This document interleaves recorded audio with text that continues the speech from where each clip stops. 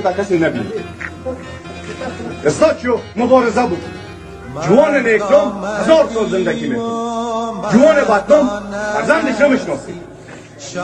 وقتی با ما میزه که جوان باشین، کاکا باشین که پدرم در راحتی زندگی بکنه، مادرم در راحتی زندگی بکنه، خواهرم در راحتی زندگی بکنه.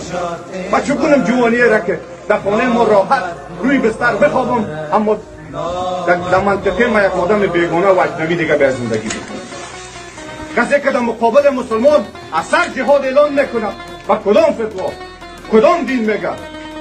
دین خدا میگه کسی که یک بار در زندگی خود کلمه خوانده باشه شفاعت میشه، داخل دوزخ نمیشه.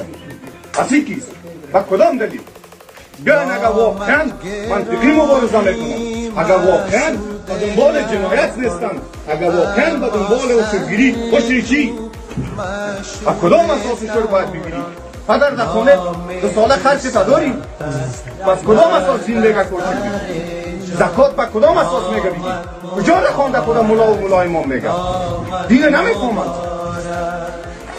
با اساس کدام حکم خدا کشتن مرا جایز میدانه؟ کسی که حلال خدا را حرام میدانه مباح تمام.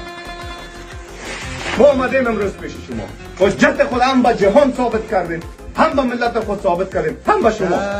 ما ادا میکنیم حجت خود.